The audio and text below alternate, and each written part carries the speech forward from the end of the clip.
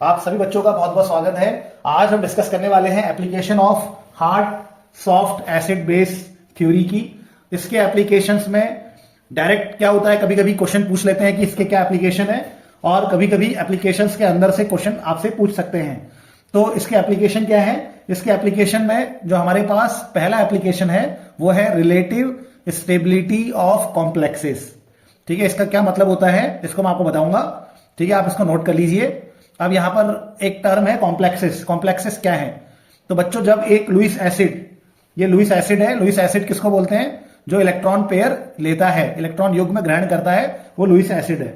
और Lewis base क्या है? लुईस बेस वो है जो इलेक्ट्रॉन पेयर डोनेट करता है। तो जब इलेक्ट्रॉन पेयर डोनेट होंगे लुईस बेस से लुईस एसिड को, तो क्या होगा? लुईस बेस ने जब लुईस एसिड को इलेक्ट्रॉन पेयर दिए तो उनके बीच में एक बॉन्ड बन जाएगा और यहां पर हमें मिलेगा एक कॉम्प्लेक्स। इसी को हम कॉम्प्लेक्स कहते हैं। जैसे बी एक लुईस बेस मान लेते हैं और ए एक लुईस एसिड मान लेते हैं।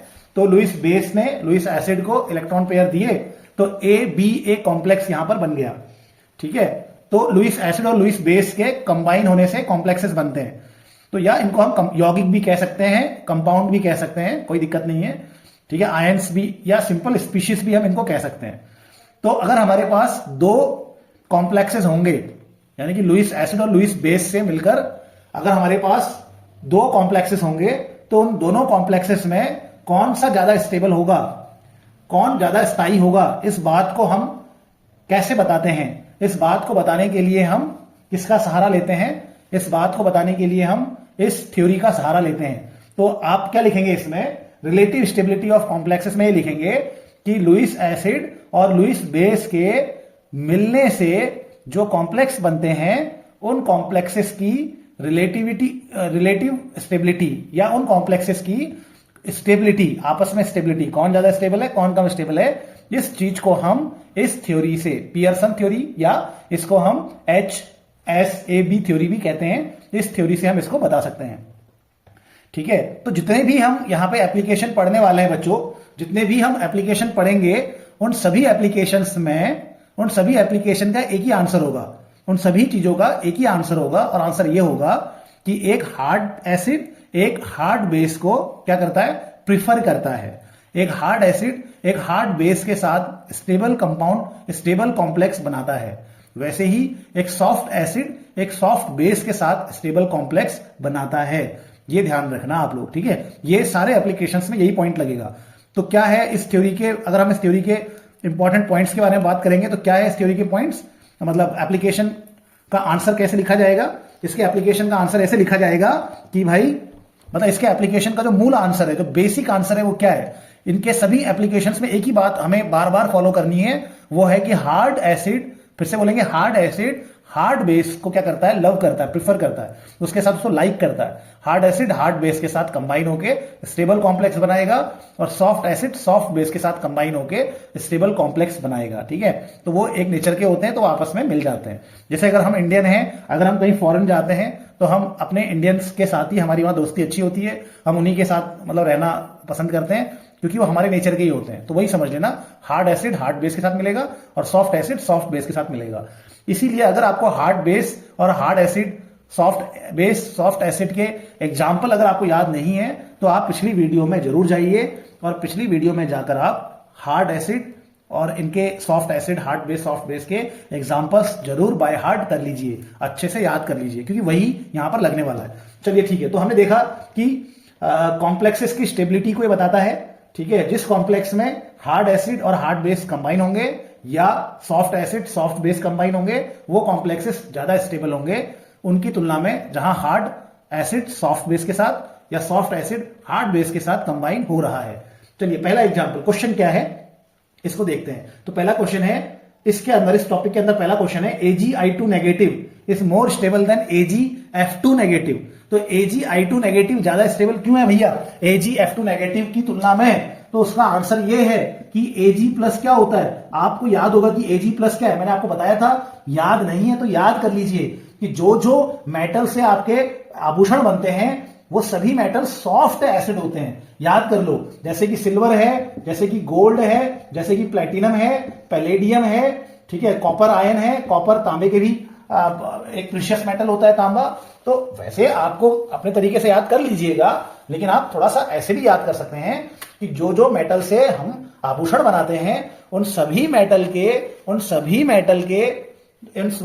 का जो कटायन होगा, वो कटायन कैसा होगा, एक सॉफ्ट लुईस एसिड होगा। ठीक है, ऐसे याद कर लेंगे। ठीक है, तो Ag प्लस क्या होता है प्यारे बच्चों, Ag प्लस सॉफ्ट एसिड होता है, Ag प्लस सॉफ्ट एसिड है। ओके, I क्या है, I नेगेटिव क्या है, मैंने आपको बताया था फ्लोरीन, फोन याद रखना, FON फोन। तो इनके नीचे क्या होता है, fluorine, chlorine, bromine, iodine, oxygen, sulphur, selenium, tellurium, nitrogen, phosphorus, arsenic, antimony. तो प्यारे बच्चों जितने भी ऊपर के तत्व होते हैं, जितने भी ऊपर के एलिमेंट है, ये सब नेगेटिव आयंस बनते हैं, ये सभी नेगेटिव आयंस बनते हैं, चार्जेस अलग अलग होंगे। ठीक है, तो फोन याद कर लीजिएगा, फोन ये सभी क्या होते हैं, नेगेटिव आयंस हैं, ये सबके सब लुईस बेस होते हैं। ठीक है, तो जितने भी टॉप के होंगे, मतलब ग्रुप में जो सबसे ऊपर होंगे वो सबके सब हार्ड होते हैं, हार्ड बेस होते हैं, और ग्रुप में जो नीचे होते हैं वो सबके सब सॉफ्ट बेस होते हैं। तो बच्चों Ag प्लस क्या होता है, सॉफ्ट एसिड होता है, और I नेगेटिव सॉफ्ट बेस होता है। सॉफ्ट क्या होता है, बेस होता है। तो इसीलिए सॉफ्ट एसिड और सॉफ्ट बेस का जो कॉम्बिनेशन है, ठीक है, यहां पर जो ये कॉम्प्लेक्स आयन बन रहा है, ये कॉम्प्लेक्स आयन क्या होगा, सॉफ्ट एसिड और सॉफ्ट बेस के कॉम्बिनेशन से बना है, इसीलिए ज्यादा स्टेबल होगा। और यहां पर देखो, यहां पर ये Ag है, Ag प्लस क्या होता है हमारा, सॉफ्ट एसिड होता है, और F नेगेटिव क्या होता है, हार्ड बेस होता है। तो यहां पर ये सॉफ्ट एसिड है और ये हार्ड बेस है, तो ये एक दूसरे को प्रिफर नहीं करते हैं, इसी वजह से ये स्टेबल कॉम्प्लेक्स नहीं होता है। ऐसे आपने इसको याद करना है। ठीक है, तो आंसर क्या है, तो पहला एप्लीकेशन क्या है, कॉम्प्लेक्सेस जिनमें हार्ड एसिड, हार्ड बेस या soft acid, soft base combine होते हैं, ऐसे कॉम्प्लेक्सेस स्टेबल होते हैं, ऐसा लिखेंगे। ठीक है, फिर उसमें एग्जांपल के लिए या क्वेश्चन के तौर पे इसको याद कर लेंगे, जैसे कि AgI2 नेगेटिव, ये ज्यादा स्टेबल है AgF2 नेगेटिव से। क्यों, क्योंकि Ag प्लस एक सॉफ्ट एसिड है और वो प्रिफर करता है एक सॉफ्ट बेस को, वो सॉफ्ट बेस के साथ स्टेबल कॉम्प्लेक्स बनाएगा, और सॉफ्ट बेस क्या है, I नेगेटिव है, तो Ag प्लस I नेगेटिव के साथ कॉम्प्लेक्स बनाएगा स्टेबल। ठीक है, तो ये हमारा पहला एप्लीकेशन हो गया। अब हम दूसरे एप्लीकेशन को देखते हैं। तो प्यारे बच्चों, अब दूसरा जो एप्लीकेशन है वो है formation of complexes with ambient ligands. ठीक है, ये अब एम्बिडेंट लिगेंड क्या है, और यहां पर इसका एप्लीकेशन, इस थ्योरी का एप्लीकेशन यहां पर क्या है, उसको हम जरा समझने की कोशिश करते हैं। ठीक है, तो formation of complexes with ambient ligand क्या होता है, एक बार समझते हैं, इस टॉपिक को समझते हैं। बच्चों एम्बिडेंट लिगेंड क्या होता है, जैसे HCN नेगेटिव है, HCN नेगेटिव थायोसाइनेट बोलते हैं इसको। ठीक है, HCN नेगेटिव को क्या बोला जाता है, इसको थायोसाइनेट आयन बोला जाता है। अब ये जो बेस है HCN नेगेटिव, ये जो बेस है, ये अपने इलेक्ट्रॉन पेयर देगा, तो इलेक्ट्रॉन पेयर देने वाले को क्या कहते हैं, बेस कहते हैं, और इलेक्ट्रॉन पेयर देने वाले को लुईस बेस कहते हैं, और लुईस बेस को ही, यानी कि इलेक्ट्रॉन पेयर देने वाले को ही कुछ जगहों पे या कोऑर्डिनेशन केमिस्ट्री में हम लिगेंड्स कहते हैं। तो भाई HCN नेगेटिव इलेक्ट्रॉन पेयर दे रहा है, इसका मतलब ये एक बेस है, लुईस बेस है, और लिगेंड भी है, इलेक्ट्रॉन पेयर देने वाले को लिगेंड भी कहा जाता है। ठीक है, ओके। अब ये जो हमारा HCN नेगेटिव है, ये HCN नेगेटिव प्यारे बच्चों ध्यान रखना कि ये HCN नेगेटिव दो तरफ से इलेक्ट्रॉन पेयर दे सकता है। यार ये किसी को, अगर यहां पे कोई लुईस एसिड होता तो ये क्या करता, लुईस एसिड को इलेक्ट्रॉन पेयर देता, तो ये लुईस एसिड को दो तरफ से इलेक्ट्रॉन पेयर दे सकता है, ये S की ओर से भी इलेक्ट्रॉन पेयर दे सकता है और N की ओर से भी इलेक्ट्रॉन पेयर दे सकता है। तो ये एक ऐसा लिगेंड है, एक ऐसा बेस है जो दो तरफ से इलेक्ट्रॉन पेयर देने की क्षमता रखता है, लेकिन देता ये एक वक्त में एक ही ओर से है। तो जो लिगेंड या बेस या लिगेंड एक ही बात है अभी यहां पर, तो जो लिगेंड दो जिसके साइड हो इलेक्ट्रॉन पेयर देने के, ठीक है, लेकिन एक वक्त में, एक समय में एक ही ओर से इलेक्ट्रॉन पेयर देगा, ऐसे लिगेंड को हम कहेंगे एम्बिडेंट लिगेंड। तो ambident ligands are those ligands which have, ambident ligands are those ligands which have two side for electron donation, जिनमें दो इलेक्ट्रॉन डोनेशन की क्या होती है, which have two side for electron donation, but at a time it give only from one side, but at a time it give electron pair only from one side, एक ही तरफ से electron एक वक्त में दे पाएगा। तो HCN नेगेटिव क्या है प्यारे बच्चों, HCN नेगेटिव तो हमारा एक एम्बिडेंट लिगेंड है, क्योंकि इसके पास दो तरफ से इलेक्ट्रॉन देने की टेंडेंसी है। ये एस की ओर से भी दे सकता है, एन की ओर से भी दे सकता है, लेकिन एक वक्त में या तो केवल एस की ओर से ही देगा या केवल एन की ओर से ही देगा। तो ऐसे लिगेंड को हम एम्बिडेंट लिगेंड कहते हैं। अगर ये एस की ओर से इलेक्ट्रॉन दे रहा है तो इसको सिंपली SCN लिखा जाता है, और ये अगर एन की ओर से इलेक्ट्रॉन दे रहा है तो एन को आगे लिख दिया जाता है। ठीक है, तो अगर ये एस की ओर से दे रहा है तो SCN लिखा जाता है, और एन की ओर से इलेक्ट्रॉन दे रहा है तो एन को आगे लिखा जाता है। और इसका नाम होता है, इसको बोलते हैं थायोसाइनेट। इसको क्या बोलते हैं? थायोसाइनेट। और जब ये एन की ओर से देता है तो बस आइसो लगाते हैं आगे, आइसोथायोसाइनेट बोला जाता है इसको। ठीक है, तो ये हमारा क्या हो गया? एक एम्बिडेंट लिगेंड है। अगर एन की ओर से इलेक्ट्रॉन देगा तो हम इसको कहेंगे आइसोथायोसाइनेट और NCS लिखा जाएगा, और अगर एस की ओर से इलेक्ट्रॉन देगा तो सिंपल थायोसाइनेट लिखा जाएगा और एस आगे लिखा जाता है। ठीक है, अब देखो तो यहां पर ये किसकी ओर से इलेक्ट्रॉन देगा? ये एम्बिडेंट लिगेंड एस की ओर से इलेक्ट्रॉन देगा कि भैया एन की ओर से इलेक्ट्रॉन देगा। ठीक है, ये कैसे तय होता है?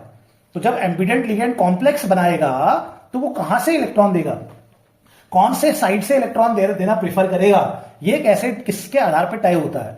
ये इस आधार पर तय होता है कि भाई अगर इस तरफ से, जैसे वो किस आधार पर तय होता है, इसका जो भाई कहां से इलेक्ट्रॉन देगा ये कौन तय करेगा, ये चीज हम कैसे पता करते हैं? फिर समझ लेना, एम्बिडेंट लिगेंड दो तरफ से इलेक्ट्रॉन दे सकता है, लेकिन वो देगा किस ओर से इलेक्ट्रॉन, वो देगा किस ओर से इलेक्ट्रॉन, ये किस बेस पे हम पता करते हैं, ये हमें कौन बताता है? तो ये हमें ये थ्योरी बताती है। ठीक है, अगर एम्बिडेंट लिगेंड अपने उस एटम से इलेक्ट्रॉन दे रहा है जहां से वो हार्ड बेस है, अगर एम्बिडेंट लिगेंड उस एटम से इलेक्ट्रॉन दे रहा है जहां हार्ड बेस है, जहां से जिस तरफ से हार्ड बेस है उस तरफ से इलेक्ट्रॉन दे रहा है, तो वो किसको प्रीफर करेगा? इलेक्ट्रॉन देना किसको प्रीफर करेगा? हार्ड एसिड को इलेक्ट्रॉन देना प्रीफर करेगा। और अगर उसको सॉफ्ट एसिड को इलेक्ट्रॉन देना है, अगर एम्बिडेंट लिगेंड को सॉफ्ट एसिड को इलेक्ट्रॉन देना है, तो एम्बिडेंट लिगेंड उस तरफ से इलेक्ट्रॉन देना पसंद करेगा जहां से वो सॉफ्ट बेस होगा। ठीक है, तो यही ये थ्योरी बता रही है। ये थ्योरी बोल रही है कि एम्बिडेंट लिगेंड के कॉम्प्लेक्सेस का फॉर्मेशन हम समझा सकते हैं इस आधार पे कि एम्बिडेंट लिगेंड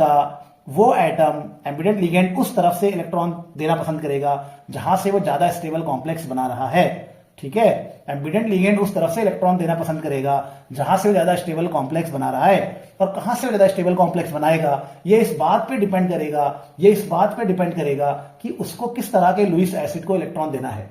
अगर लुईस एसिड हार्ड है तो एम्बिडेंट लिगेंड भी अपने हार्ड बेस वाले एटम से इलेक्ट्रॉन देगा।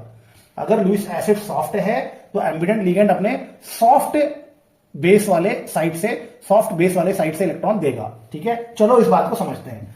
इस बात को समझने के लिए हमारे पास कोबाल्ट आयन है। ठीक है, कोबाल्ट 2+ आयन हमारे पास है। ठीक है, तो अब ये कोबाल्ट 2+ आयन क्या है, कोबाल्ट 2+ आयन कैसा होता है ये देखते हैं। तो कोबाल्ट 2+ आयन याद रखना कि कोबाल्ट 2+ आयन कोबाल्ट 2+ आयन कैसा होता है। कोबाल्ट 2+ आयन मैंने आपको सॉफ्ट के एग्जाम्पल बताए थे ना, क्या क्या होते हैं? सभी आभूषण बनाने वाले मेटल्स जो होते हैं वो सॉफ्ट होते हैं। और भी एग्जाम्पल होते हैं, लेकिन आभूषण किससे बनता है? गोल्ड से, सिल्वर से, प्लेटिनम से। ठीक है, फिर हमारा कॉपर भी यूज कर लेते हैं हम, पैलेडियम भी आ जाएगा इसकी कैटेगरी में। चलो इसको हटा देते हैं। ओके, लेकिन और हार्ड कौन से होते हैं? हार्ड के मैंने आपको एग्जाम्पल बताए थे, Fe3+, ठीक है, और कैल्शियम 2+। हार्ड के एग्जाम्पल बताए थे? हार्ड के मैंने आपको एग्जाम्पल, अगर याद होगा आपको, हार्ड का एग्जाम्पल क्या बताया था? ये जो टॉप वाले होते हैं सब हार्ड होते हैं। ठीक है, ये सब टॉप वाले हार्ड होते हैं क्योंकि इनका साइज क्या होता है? छोटा होता है अपने ग्रुप में। तो यहाँ पे टॉप में क्या क्या आते हैं? आयरन आता है, क्रोमियम आता है, ठीक है, स्कैंडियम आता है, यहाँ पे आता है कैल्शियम, यहाँ पे आता है लिथियम, सोडियम, पोटेशियम। तो ये सब हार्ड होते हैं। तो इस वाले एग्जाम्पल में अगर हम देखें बच्चों, इस वाले एग्जाम्पल को आप देखिए, तो यहां पर हमारा क्या क्वेश्चन क्या है कि ये कोबाल्ट है, ये कोबाल्ट इस एन की ओर से जुड़ना पसंद कर रहा है, एस की ओर से जुड़ना पसंद नहीं कर रहा है। ये स्टेबल है, यानी कि कोबाल्ट एन की ओर से जुड़ना पसंद कर रहा है, एस की ओर से जुड़ना पसंद नहीं कर रहा है, ये अनस्टेबल है। क्यों? तो इसका आंसर क्या है? क्योंकि कोबाल्ट एक हार्ड एसिड होता है। कोबाल्ट क्या होता है? एक हार्ड एसिड होता है। कोबाल्ट आयन एक हार्ड एसिड होता है, तो ये प्रिफर करेगा हार्ड बेस को। अब अगर हम थायोसाइनेट को देखें तो यहां से सल्फर है, यहां से नाइट्रोजन है। नाइट्रोजन कहां पे हो गया? मैंने क्या बताया आपको? FON। फिर इनके नीचे सब सॉफ्ट होते हैं, टॉप वाले है ना, टॉप वाले नेगेटिव आयन से, ये सब टॉप वाले नेगेटिव आयन से। सब टॉप वाले जो एटम्स होते हैं वो सब क्या होते हैं, हार्ड होते हैं। तो ये हार्ड बेस होता है, ये हार्ड बेस हो गया, यहां से हार्ड बेस है ये, और इस तरफ ये सल्फर जो है ऑक्सीजन के नीचे आता है, ये सॉफ्ट बेस हो गया। ठीक है, तो ये कोबाल्ट 2+ आयन क्या है, हार्ड एसिड है। कोबाल्ट 2+ आयन हार्ड एसिड है, तो ये चाहेगा कि मेरे को हार्ड बेस की ओर से इलेक्ट्रॉन का डोनेशन हो, तो इसीलिए नाइट्रोजन की ओर से इलेक्ट्रॉन का डोनेशन ये प्रीफर करता है। ठीक है, यानी कि ये क्या करेगा, आपका इस तरफ नाइट्रोजन की ओर से इलेक्ट्रॉन डोनेशन प्रीफर करेगा, और इसीलिए कोबाल्ट NCS4 नेगेटिव आयन ये कॉम्प्लेक्स ज्यादा स्टेबल होता है बच्चों। ठीक है, तो ये क्वेश्चन आएगा कि ये ज्यादा स्टेबल क्यों है, सिंपल सा आंसर लिखना, क्योंकि कोबाल्ट 2+ एक हार्ड एसिड होता है, और NCS में नाइट्रोजन एक हार्ड बेस है। हार्ड बेस होता है नाइट्रोजन, जब जहां भी नाइट्रोजन आएगा हार्ड हो जाएगा वो ऑलमोस्ट, तो नाइट्रोजन की तरफ से यहां इलेक्ट्रॉन डोनेशन वो प्रीफर करता है, क्योंकि हार्ड एसिड हार्ड बेस के साथ कंबाइन होना पसंद करता है। ठीक है, तो ये टॉपिक में क्या समझे हम, एम्बिडेंट लिगेंड जो दो तरफ से इलेक्ट्रॉन देगा। एम्बिडेंट लिगेंड कहां से इलेक्ट्रॉन देगा, ये डिपेंड करेगा लुईस एसिड के ऊपर। अगर लुईस एसिड हार्ड है तो एम्बिडेंट लिगेंड हार्ड की ओर से इलेक्ट्रॉन देगा, अगर लुईस एसिड सॉफ्ट है तो एम्बिडेंट लिगेंड सॉफ्ट की ओर से इलेक्ट्रॉन देगा। इस पे किस तरह का क्वेश्चन आ सकता है, ये क्वेश्चन लिखा हुआ है सामने, कोबाल्ट NCS4 स्टेबल क्यों है, तो तुमने पता करना है कोबाल्ट 2+ आयन, मैंने आपको पीछे पूरी उसमें ये एग्जांपल दे रखा है। कोबाल्ट 2+ आयन एक हार्ड एसिड होता है, नाइट्रोजन एक सॉफ्ट हार्ड एसिड होता है, नाइट्रोजन एक सॉफ्ट, नाइट्रोजन की तरफ से अगर इलेक्ट्रॉन डोनेशन होगा तो फिर ये एक हार्ड बेस हो जाएगा।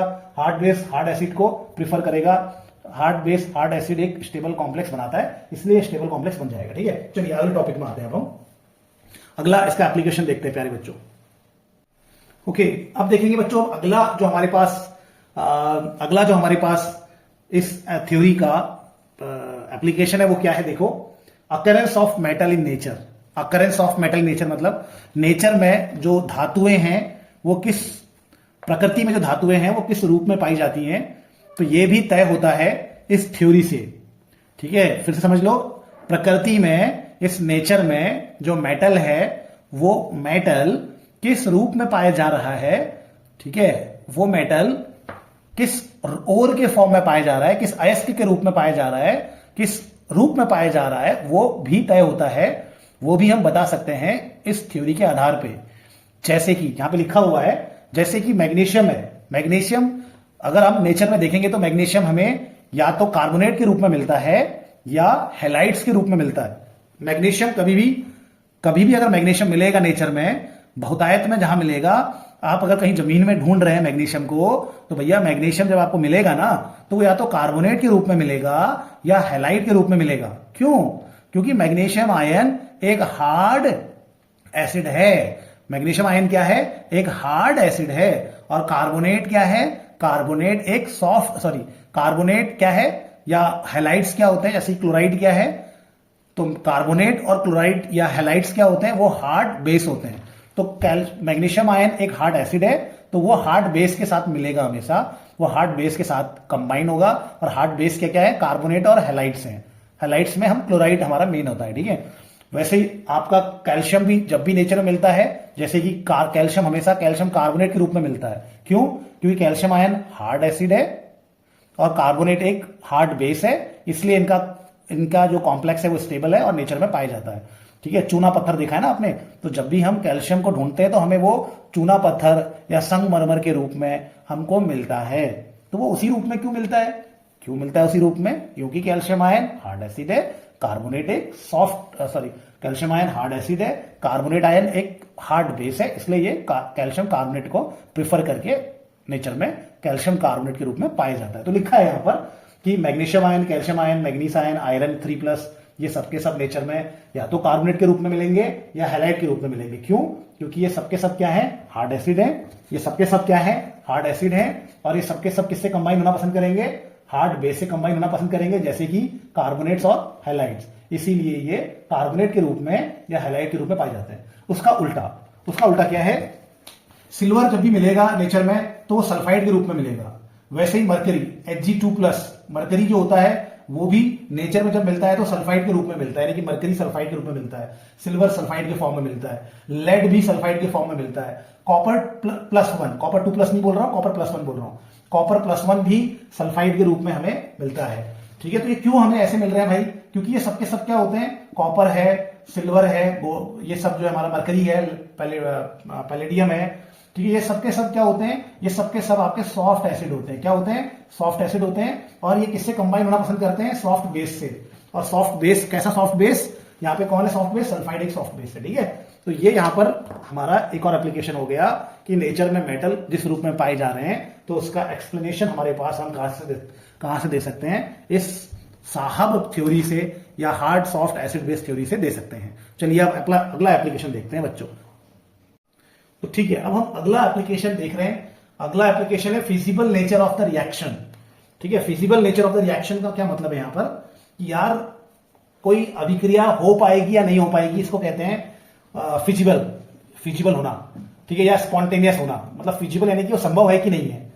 तो कोई अभिक्रिया संभव है कि नहीं है, इसका आंसर भी हम इस आधार पे दे सकते हैं, या इस आधार पे दिया जाता है कि जो चीज बन रही है वहां पर अगर हार्ड का कॉम्बिनेशन है, यानी कि हार्ड एसिड हार्ड बेस का कॉम्बिनेशन है, या सॉफ्ट एसिड सॉफ्ट बेस का कॉम्बिनेशन है, तो अगर किसी रिएक्शन में जो चीज बन रही है उसमें हार्ड का कॉम्बिनेशन है, सॉफ्ट का कॉम्बिनेशन है, तो वो रिएक्शन संभव होगी, वो रिएक्शन हो पाएगी। अगर उल्टा है, हार्ड सॉफ्ट है, हार्ड एसिड सॉफ्ट बेस है, नहीं जमेगा, सॉफ्ट एसिड हार्ड बेस है, नहीं जमेगा, वो रिएक्शन पॉसिबल नहीं हो पाएगी इस थ्योरी के अनुसार। तो इसके एग्जांपल है। तो ये थ्योरी कहती है कि यार तुम मेरी सहायता से ये पता कर सकते हो कि कोई अभिक्रिया हो पाएगी कि नहीं हो पाएगी, वो संभव है कि नहीं है। इज दैट रिएक्शन फिजिबल और नॉट?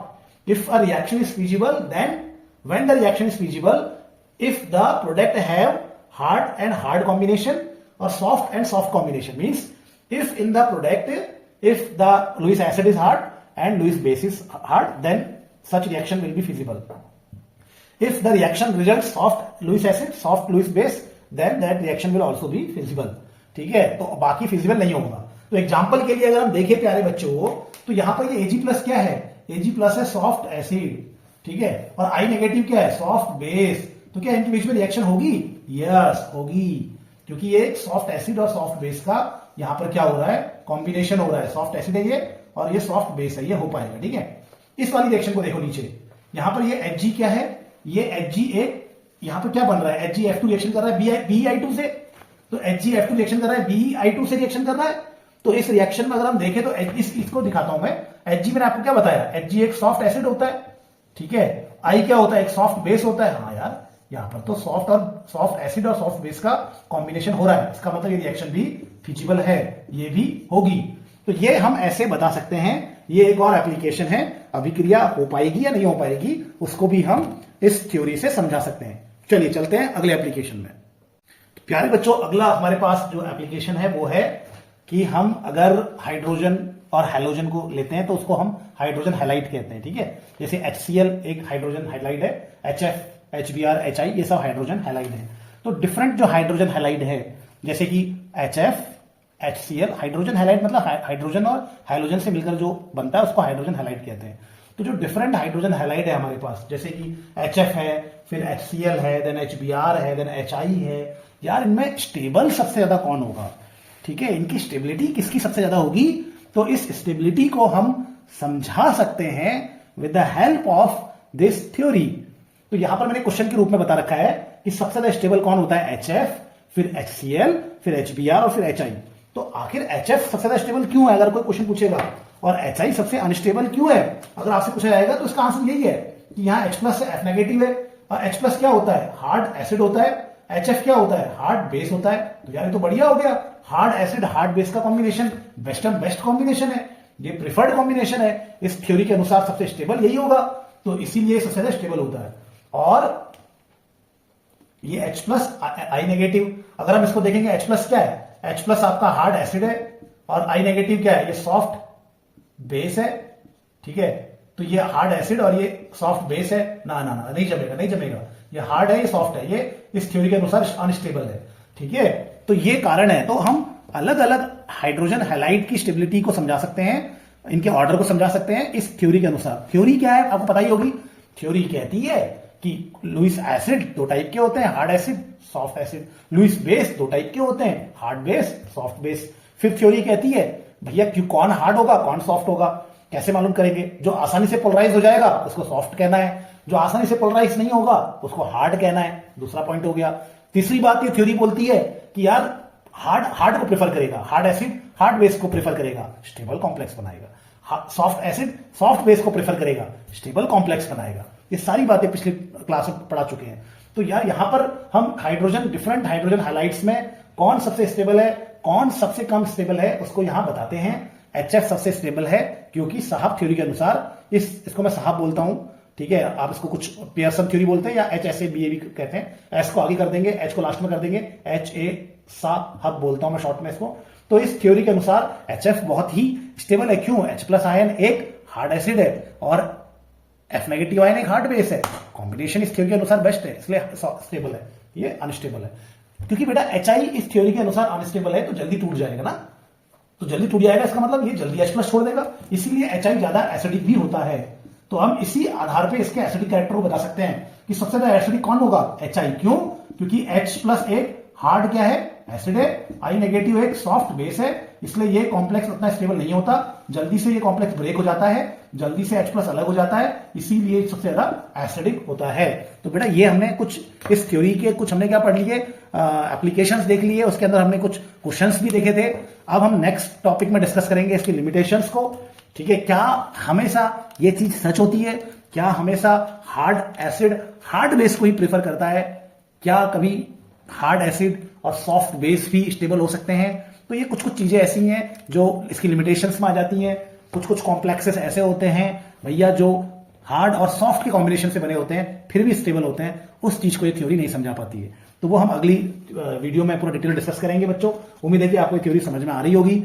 नहीं आ रही होगी तो आप मुझसे जरूर पूछ लीजिएगा। Thank you. एक अच्छे इंसान बनिए और समाज का, अपने परिवार का, अपने देश का भला कीजिए, उसको उन्नति के मार्ग में ले जाइए। धन्यवाद।